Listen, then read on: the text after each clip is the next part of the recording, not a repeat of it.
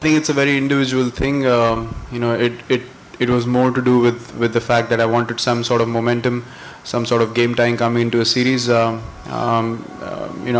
personally don't believe in taking 3-4 days on tour to get going. I probably want to be ready 100% when I get onto a tour or get into a series, so that I can prepare accordingly, and I know that I've done enough work in the past couple of weeks to actually start and plan my cricket and the way the team has to play, now that I have less time to think about my own game anyways. I wanted to make the most of the time that was available and actually make sure that I do all the work. I think it's the one area we have sort of not capitalized is being on top in those crunch moments, say just after the session or just before the session break or drinks break. Those are the sort of moments that we've not really captured well in the last few games, and that's probably been the difference in us winning test matches and drawing them or being on the losing side, because we played in a very competitive way, but those small mistakes matter a lot in the end. As far as cricket is concerned, I think the plan is to get him out as soon as possible, because I'm sure he'd want to leave a big mark in his last few tests. But I think otherwise it'll take a lot of planning, especially to do something in Sri Lanka for Sangha. As a visiting team would take something really special. So I can't say anything as of now, because it has to be planned properly. Otherwise, we might end up offending a lot of people. So we don't want to do that. And he deserves the best of farewells. I think he's been someone who has.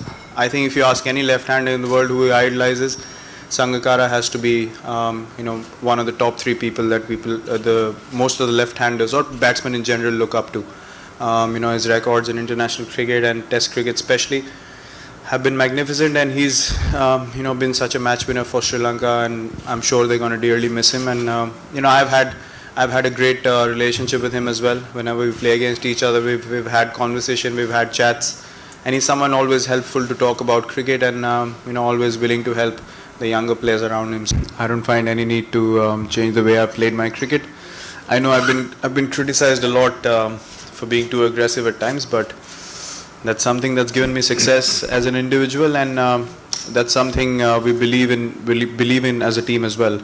I'm not saying the line of discipline has to be crossed, but in terms of body language and our mindset, we would like to play cricket in that. I didn't actually know of this, and I told them at that time as well, when I played my first one-day series here. We hadn't won for 25 years, and I had no clue, so I felt no pressure. So I'm trying not to think about it.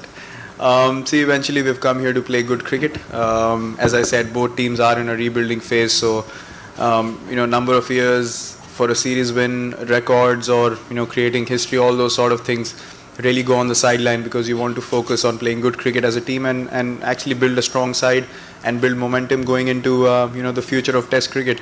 I've always thought in a way where I need to make sure the team wins and bat in a very responsible way. So I don't think I need to change too much on that aspect as far as my batting is concerned. So I'm not taking any added pressure. I think it has to be a collective effort of the whole batting group to make sure we get good big totals for our bowlers to have a crack at the opposition. And I would obviously like to do well on the tour, but more importantly, what matters is how we do, how we play as a batting group, and how we complement each other and play according to what the situation and the sessions demand us to do.